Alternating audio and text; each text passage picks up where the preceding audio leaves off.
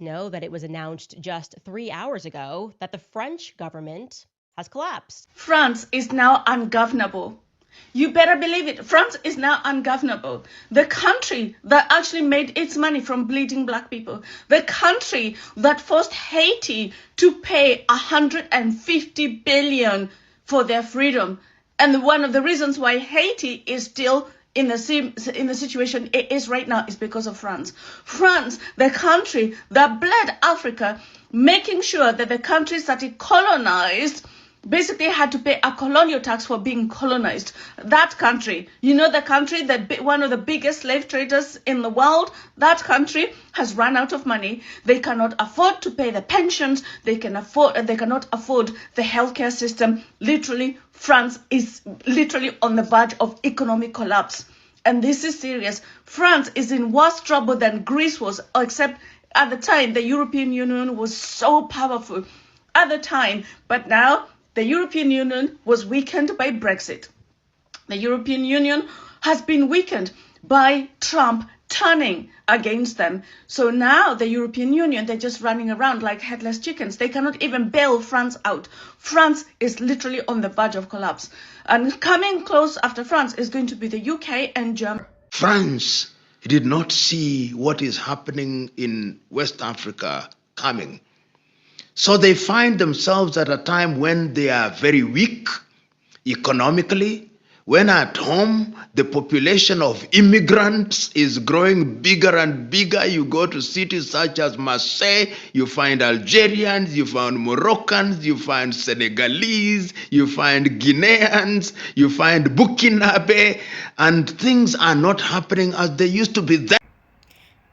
Hello everyone, I hope you're all doing good. Welcome back to this channel. So in this powerful and controversial moment, the French president, that is Emmanuel Macron, has called on Haitians and also Africans to forgive France for its colonial past. Yeah, France is grappling with economic turmoil and a growing financial crisis, and some are calling it colonial karma, and it is a reckoning for centuries of exploitation and also oppression. So guys, is this a genuine apology or political posturing? How did France's colonial history contribute to its current financial lows? Yeah, let me know in the comment section, what does this mean for reparations in future relations with former colonies? Let me get your thoughts in the comment section, guys. Otherwise, let's get into these clips. I'll be coming back with more commentaries. Stay tuned.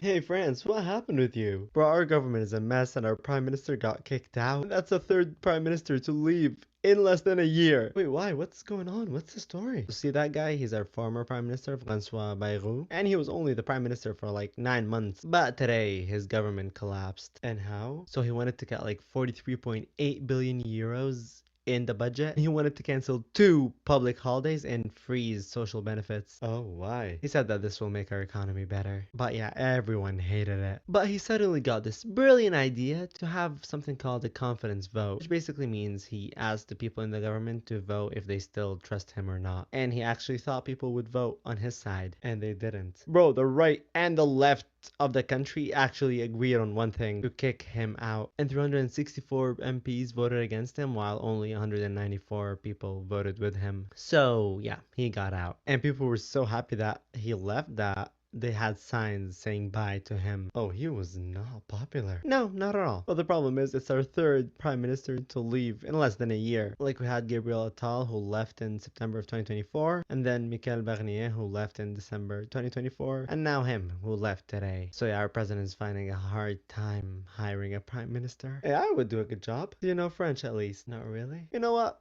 Probably would be better than him still. Everybody needs to know what is happening in France. France is in a very big trouble. They have a debt of $3.1 trillion and their debt is increasing by every second. The government of France has just collapsed. This is after the Prime Minister of France was voted a vote of no confidence. Of recent, there has been a lot of protest in France, and the people in France are dissatisfied by how the government is conducting itself. And they are saying that the next person who must be ousted out of France is Emmanuel Macron. So from the time France was chased out of Africa, it has been facing a lot of difficulties. This is because their main source of income was coming from Africa. It is in Africa where they were getting cheap minerals to run their companies, and also all their African colonies were using their currencies, and that is how they were getting half of all the money they make in those colonies. But of recent, France has been chased out of Africa, and France is now facing a major economic problem. It is now starting to collapse, and they are saying this could be the start of so many collapse in Europe. France's government is on the brink of collapse, and the situation is sparking global attention. The country is now drowning in a serious debt crisis, and it's not just France. Other European nations, especially the United Kingdom, are also facing mounting pressure. For decades, France relied heavily on African nations to sustain its economy. Do you know that 14 African countries have been handing over nearly 80% of their yearly revenues to France for more than 50 years? This arrangement made African nations the backbone of France's economic stability. But now, many of those countries, such as Burkina Faso, Mali, Niger, Chad, and Senegal, have expelled France, cutting off that critical lifeline. The consequences are severe. France's debt has skyrocketed to 3.34 trillion euro, increasing at a staggering rate of 5,000 euro every second. Companies are fleeing the country, and without Africa's resources, France is struggling to sustain its citizens. Meanwhile, the United Kingdom continues to draw deeply from Nigeria, but experts warn that once Nigeria fully pushes back, Britain may face a similar crisis. What you're seeing right now is Europe being forced to reckon with decades of dependency on Africa, and the cracks are showing. Flag fever has spread to France as the furious French demand an end to immigration and Emmanuel Macron's debt binge. Inspired by the British Raise the Colours movement, the French have been out in force, flying the tricolour from motorway bridges, their houses and in the streets. C'est un mouvement qui s'inspire d'un autre mouvement qui est né en Angleterre, qui s'est développé, un mouvement de masse, qui a obligé le gouvernement britannique à réagir. Ordinary citizens say the movement is a backlash against the elite and one of celebration of their country and its history. Eh bien, c'est tout simple, il faut inonder le pays avec les drapeaux tricolores. Il faut en mettre partout, sur toutes les fenêtres, sur tous les bâtiments, les murs, les ronds-points, les ponts. Remplacer les autocollants de la Palestine par des autocollants avec notre drapeau. The country faces a debt crisis so grave the country could face an IMF bailout. To avoid this, the Prime Minister wishes to confront it with tax hikes and spending cuts. Notre pays est en danger parce que nous sommes au risque du surendettement. But Bayrou runs a minority government that cannot push these measures through without support from other parties. They seem unlikely to come to his aid. Nous avons répété qu'il était illusoire de prétendre résoudre l'équation budgétaire de notre pays sans s'attaquer aux 4 grands tabous que sont l'immigration, le train de vie de l'État, les fraudes de toute nature, sociales, fiscales, à l'importation, les ententes et j'en passe, et la contribution de la France à l'Union européenne.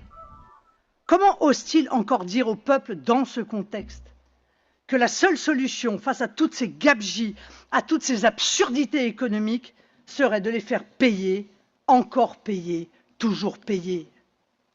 Bayrou, Macron's 6th Prime Minister, looks set to fall today at a confidence vote he called, intending on forcing opposition parties to support him. Instead, they appear set to call his bluff. They want full presidential and parliamentary elections, but Macron is unmoved. Concerne, je crois, dans la démocratie consiste à ce que des gens votent pour un mandat donné. Le mandat qui m'a été confié par les Français et par personne d'autre est un mandat qui sera exercé jusqu'à son terme. On the street, the French seem resigned to the chaos persisting.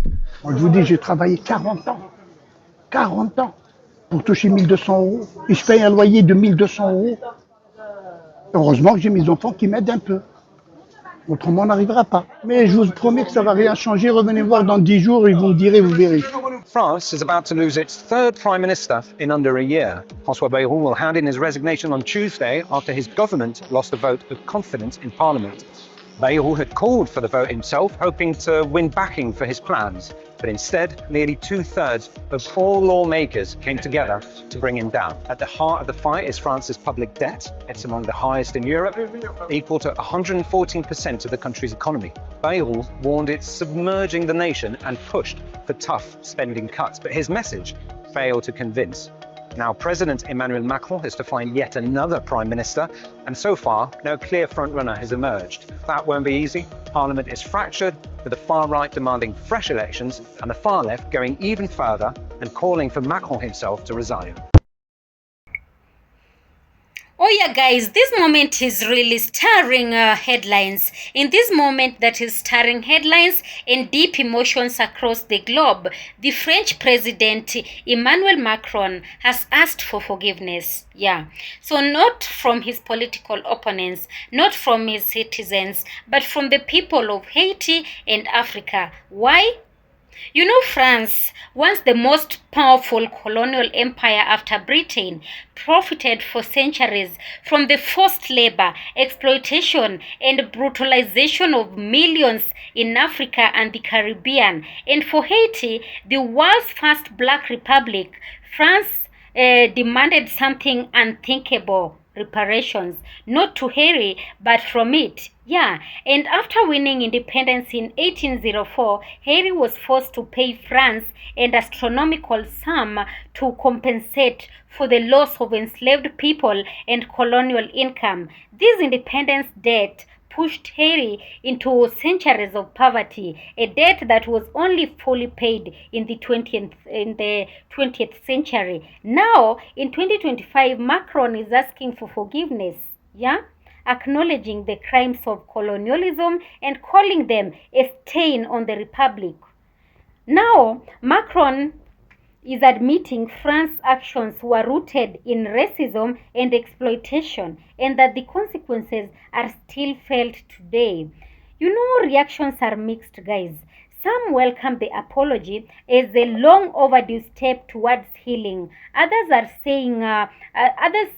say words are not enough, and what's needed is reparations, restitution, and a complete rethinking of France's role in the world.